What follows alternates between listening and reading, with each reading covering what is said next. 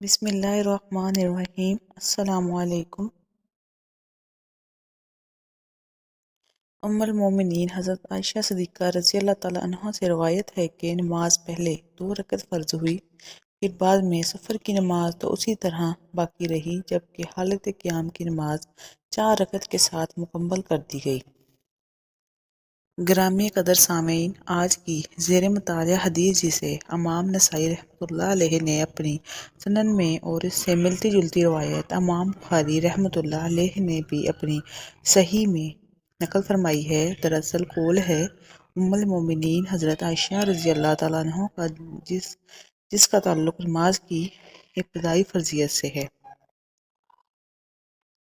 چونکہ مسئلہ شریعت مطہرہ کا ہے اور شریعت کو لانے اور سمجھانے والے رسول اکرم صلی اللہ علیہ وآلہ وسلم ہیں، آپ ہی نے نماز کی ساری کیفیات، اس کی تربیت اور اس کی دعائیں امت کو تعلیم فرمائی ہیں، اس لیے ہم اسے بھی حدیث کا درجہ دیتے ہیں۔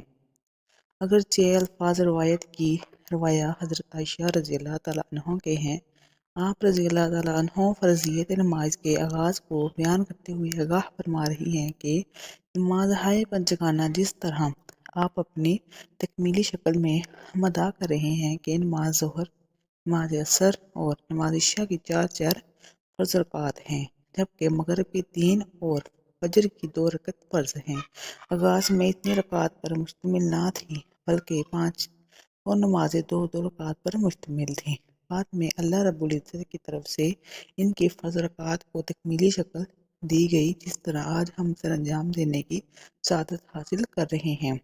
یہ دراصل بڑی گہری اور کلیدی بات ہے اور شرائع اسلامی کی فرضیت کا بنیادی فلسفہ اور حکمت ہے۔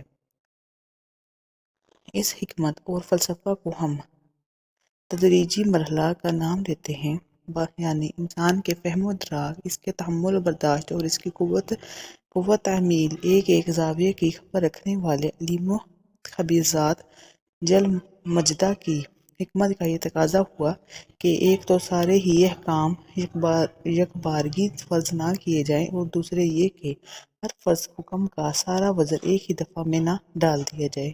چنانچہ ہم دیکھتے ہیں کہ شریعت مطہرہ کے سارے احکام ایک ہی بار نہیں اتارے گئے، بلکہ تدریجاً، مرحلہ وار اور گریجولی نازل کیے گئے۔ کئی مہینوں اور سالوں کا وقفہ رہا، اور جب کوئی اہم حکم فرض ہوا تو اس سے ایک اجمالی صورت سے اولاً آگاہی بخشی گئی، اور حکمت الہی نے جب مناسب سمجھا اس کی تکمیلی صورت عطا کر دی گئی۔ یہی وجہ ہے کہ دین کے مکمل ہونے کی خوشخبری کو رسول اکرم صلی اللہ علیہ وآلہ وسلم کے حج یعنی حجۃ الوداع تک مؤخر رکھا گیا، جو 23 سال کا عرصہ ہے۔ اس 23 سالوں میں تدریج کے ساتھ احکام اترتے رہے، ایمان و یقین کا لیول بڑھتا رہا، اور امر و نواہی آتے رہے، اور اہل ایمان بڑھ کر ان کا استقبال کرتے رہے۔ کوئی ہچکچاہٹ اور تردد نہ ہوتا تھا۔ سارے احکام امت محمدیہ کے پہلے ہی قافلہ کے اعمال میں ڈھل گئے اور یوں رچ بس گئے کہ عرش مولا کا مالک ان سے اس قدر راضی ہوا کہ بیانیہ کو قرآن حکیم میں 4 مقامات پر لا کر ابدی دستاویز کا حصہ بنا دیا۔ آئیے ہم بھی گواہی دیں کہ اللہ ان سے راضی ہوا اور وہ اللہ سے راضی ہو گئے، کہ ایمان کا یہی تقاضا ہے۔ سامعین، باتمین زیر مطالعہ مسئلہ نماز کی اولین فرضیت کا ہے۔ اب ہم اسی سے متعلق چند دیگر امور کا تذکرہ کرتے ہیں۔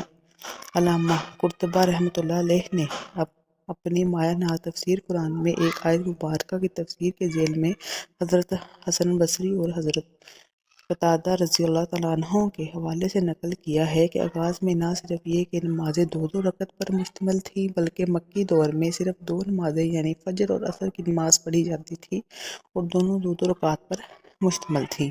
وہ آیت ہے، یعنی آپ اللہ پاک کی تسبیح و تحمید کیجئے۔ شام و صبح کو ذہن میں رہنا چاہیے کہ 2 رکعت نماز، جسے ہم عموماً دوگانہ کہتے ہیں، نماز کا ایک مکمل یونٹ ہے، یعنی ان 2 رکعات میں قیام، رکوع، سجود اور قعدہ پائے جاتے ہیں۔ یہی ارکان 4 رکعت والی نماز میں ہوتے ہیں۔ فرق صرف رکعات کا ہے۔ مزید برآں جو کچھ 4 رکعات میں پڑھا جاتا ہے، وہی 2 رکعت والی نماز میں پڑھا جاتا ہے۔ تکبیر، تحریمہ، ثنا، سورۃ الفاتحہ، ضم سورت، تسبیحات و تکبیرات و تشہد کے الفاظ گرجے کے سب کچھ رہی ہے۔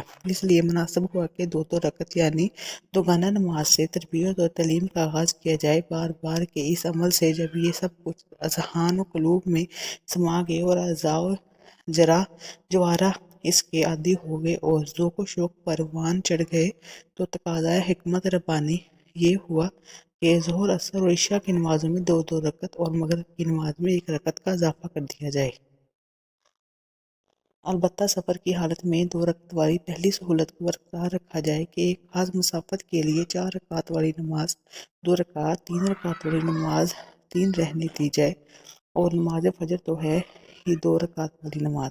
4 رکعات، 3 رکعات اور 2 رکعات کے لیے کس کس نماز کا انتخاب کیا جائے، یہ صرف اور صرف شریعت عطا کرنے والی ذات جل مجدہ کی حکمت پر مبنی ہے اور بس۔ اور یہ بھی ہے کہ کسی نماز میں قرأت اونچی آواز میں ہوگی اور کسی میں دھیمی اور پست آواز میں۔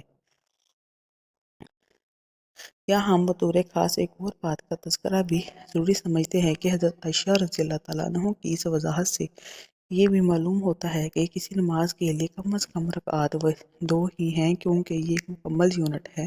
2 سے کم رکعات کی نماز کا کوئی تصور نہیں ہے۔ نماز وتر میں بھی دوگانہ نماز کو مزید ایک رکعت کے ساتھ وتر یعنی طاق بنا دیا جاتا ہے۔ یہاں یہ بھی یاد رہنا چاہیے کہ ہم فرض رکعات جو کل 17 ہیں کے ساتھ کچھ رکعات فرض سے پہلے اور کچھ بعد میں ادا کرتے ہیں، یہ دراصل سب نوافل ہیں جن کی تاکید زیادہ ہے۔ ہم اسے سنت موقدہ کا نام دیتے ہیں، اور کچھ اس سے کم درجہ کی ہیں تو انہیں غیر موقدہ کہتے ہیں، مگر یہ ضرور ملاحظہ فرمائیں کہ 4 رکعات کے مقابلے میں 2 2 رکعات والی سنن موقدہ زیادہ ہیں۔ صرف نماز ظہر سے پہلے 4 رکعات سنن موقدہ ہیں، اور اس میں بھی ایک روایت 2 رکعات والی ہے، ورنہ ظہر، مغرب، عشاء اور فجر کی نمازوں میں دوگانہ سنت موقدہ ادا کرتے ہیں۔ ایک اور ایمان افروز تصویر دیکھیے: نماز تہجد، نماز اشراق، نماز چاشت، نماز استسقاء، نماز کسوف، نماز عیدین، نماز تراویح، نماز طواف، نماز توبہ اور نماز شکرانہ سب ہی 2 2 رکعات کی نمازیں ہیں۔ اگرچہ نفل نماز 4 رکعات کے ساتھ بھی پڑھی جا سکتی ہے، مگر ترجیح اسی کو ہے کہ 2 2 کر کے پڑھی جائیں۔ رسول اللہ صلی اللہ علیہ وآلہ وسلم پر نماز تہجد فرض تھی۔ آپ صلی اللہ علیہ وآلہ وسلم نے ہمیشہ اسے 4 دوگانوں میں ادا فرمایا۔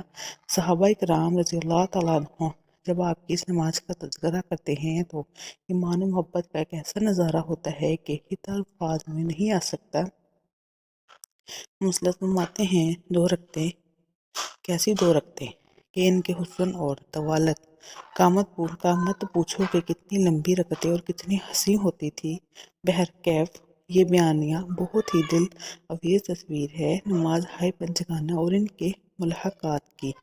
اللہ پاک ہمیں نمازوں کی ادائیگی کا شوق و ذوق نصیب فرمائے، آمین ثم آمین۔